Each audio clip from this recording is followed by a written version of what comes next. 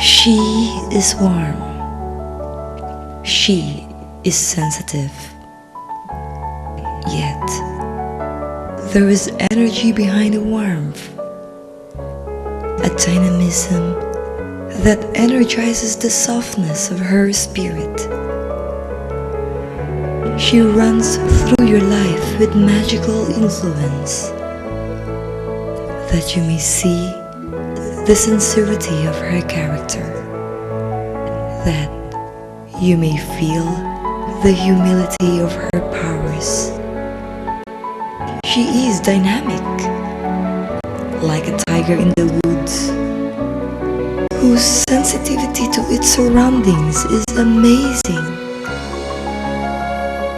She feels things more intensely than others, not so much because of her dynamic leadership, but because there is a heart that lies within her intellect, and an intellect that is sheltered with the softness of emotions. A tiger she is strongly assertive for what she thinks is right. She does not rest until the touches of excellence is evident. She does give up until the excellence is making waves among those she serves, among those she loves. A tiger she is, magnetically charming and independent. She has the likes of great figures in arts and in theater, like Marilyn Monroe, who exudes power with charm, like Demi Moore, whose charisma lives on, like Beethoven, whose musical perfection continues to harmonize the past and present generations.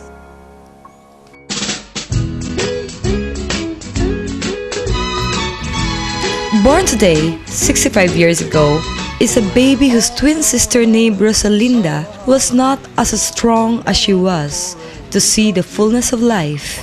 She was christened Emelinda, which means affable worker, pleasant, sociable, and sincerely friendly indeed.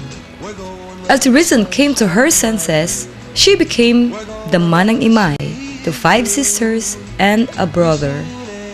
Being the eldest, she learned the hard ropes of leading and being extra responsible. This kind of traits she developed over time. Like the socialite Marilyn Monroe, whose social appeals and social influence, the young Imay displayed her sociability in her primary age. In grade school, she danced with grace and elegance. Siya magaling sumayaw talaga. Oo. Kahit saan siya pumunta sa sayawan, nananalo siya lahat ng premyo hakot talaga niya. Plus, isa pa, palaging nananalo yan sa kagandahan. She was a graduating student when she passed the teacher's board examination, thus was employed for a teaching job in the immediate school year. She was 20 when she started to teach in Malasin Elementary School and stayed there for 15 years, teaching her favorite grade 1 classes. Di karalabas, so anang nangkod amin dan at chik iraya, no anti problema, watan iraya, tatalusan da so problema. Her passion for dance was evident in her teachings of various kinds of dances, from folk dances to modern and creative dances. This young teacher caught the attention of the man who was then teaching in the St. Philomena's Academy. The young, tall, and lanky teacher, called Domingo, was a persistent suitor. Kabat ki Mamang with Sake organization. Bailis the year. Sa members to rata ma old royal blood of Pusrobyo. Kunyari, karakal na occasion, palaging kami panuulpunda. Di mamulason ng kapugapuan niya, manuulup-ulup kami doa. Ya, gawad sa may responsibility sa may committee ya kulan mi ya dua hanggang sa development la singa gusto ang kumutso ama ugali to tas katulad very smart panagrespeto to marada kamat nailabak matlat sa nan agabayag within siguro 6 months nang pupusa malay panangaro ng chika to. Pero very tense kin, may agdak. Labay ray pamilya to na rum. Diniritsok la. Chika to. Labay mo ako andi. Tapir antak. So, ipapasin ko. Ini silang to ak. Labay to ak. Inarumak andi. Inarata ka. No inarumak sirin, kisanta ka sirin. Agto'y bagandi, pero kinisang ko la. Agtumot ng palag, basta kabait mo talaga kinisang ko. After an almost a year of courtship, Emelinda and Domingo finally tied the knot on June 18, 1961. The marriage that paves the way to the blooming of the most significant and fulfilling phase of Emelinda's life, the chapter that would now measure the kind of woman and mother she is. And I love you so.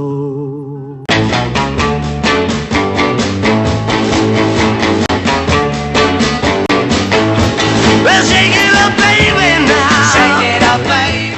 Mernalyn was born a year after the marriage, a graduate of BS Psychology. Malin is married to engineer Ed Nakpil. They have 2 children, Janica Chris and Jed Emmanuel. Si Mamang, blessing na malaki sa aming magkakapatid. Confident namin, madali kaming magsabi ng problema sa kanya kahit na walang fear at saka intimidation from her. Mary Lou, their second, was born in 1963. She finished a journalism degree and doctorate in communication. Who's married to Leopoldo Cantancio, a 2-timer Olympiad boxer. They have 2 children named Paulo and Pamela. As a wife of course, to my father, she wants to see things in its proper perspective and in a very orderly way. Like, pag she hates mga bisyo, smoking, drinking, she hates that. Deo, the Domingo Jr., was born in 1965 when Domingo Sr. was teaching in a university in Bicol. The hyperactive young boy who was into musical and theater arts has grown to become a multi-talented priest. Say, Ken, kaya wala impacted siya doon. May ibagbagad ng mamanglanan niya. Ay, ang gaano, kung nag-iskay dala, bumabalik yung experience na yun. Ano? Maybe it can affect others, maybe it's beyond the capacity, o kaya is it necessary? Yun ang parati mong tatanungin ulit, is it necessary? Is it immediate? Is it an immediate need or a created need? Papa Doming had transferred to the Baguio College's foundation, teaching English and political science, when another girl, Melinda, was added to the family 2 years after. Melinda finished dental medicine and is married to a Microsoft engineer, Michael Taniedo. Si Mamang, parang meron siyang extraordinary sense. Very supportive. Siya yung taong alam niya kung anong nasa isip mo at laman ng puso mo. 1969, during when political upheavals were rampant, that Dennis was born. Papa Doming started to teach in Puzurubio High School. Dennis finished a degree in architecture. Si Mamang as a wife, very faithful siya sa husband niya talaga. sa pagpapalaki niya sa amin ng 8 anak, talagang makikita mo hindi siya nag-complain. Talagang martir siya talaga para sa akin. Daniel, the sixth child, was born at the heights of the 1970s storm.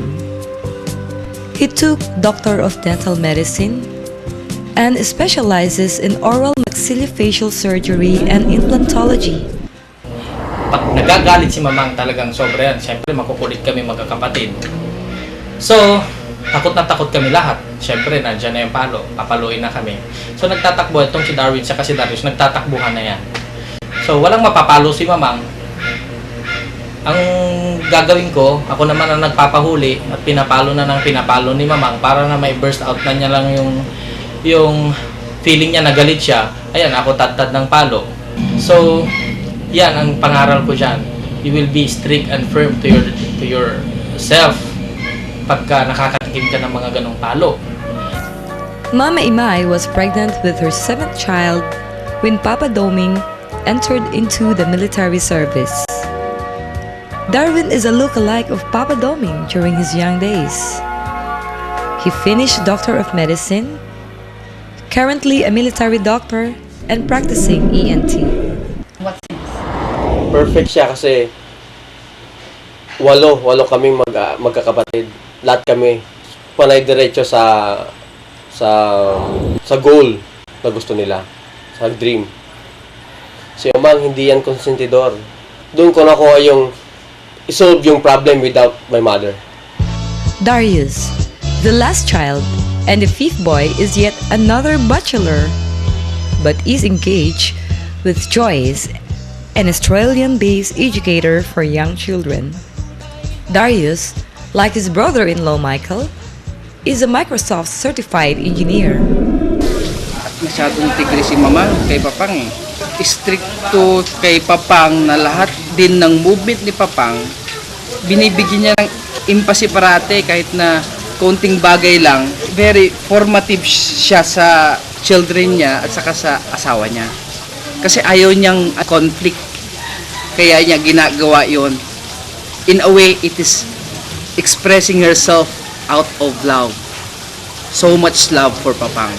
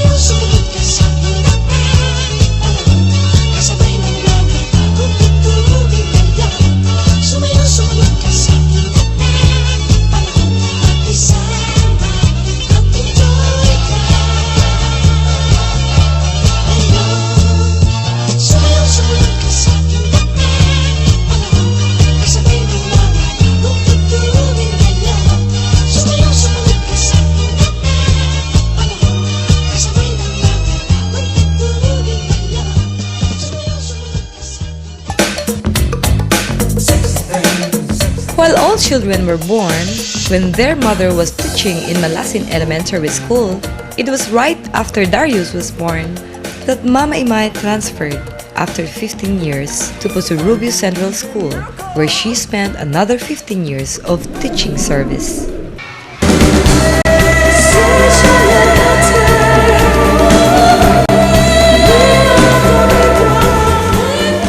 All her 43 years of teaching young learners and administratively heading schools were filled with notable and significant experiences of teaching dances to pupils and teachers alike. Age has never stopped her from dancing. On fiestas and community occasions, she was always stopped to teach dances of various kinds.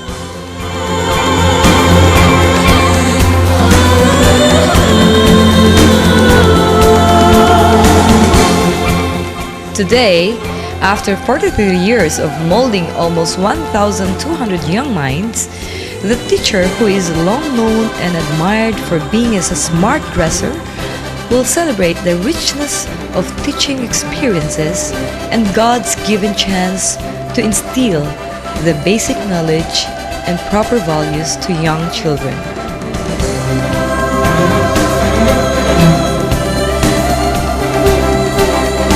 Today, on her 65th year, the mother, whose kind of discipline tactics showed powers with understanding, firmness of decisions with doors for adjustments, and toughness that is full of love, will celebrate the peace, happiness, and fullness of life that God has blessed her with bounty. Happy birthday and good luck to our retirement that is filled with more actions, fun, and togetherness.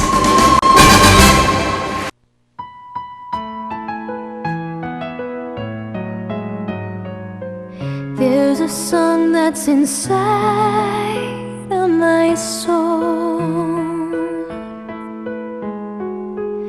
It's the one that I've tried to write over and over again.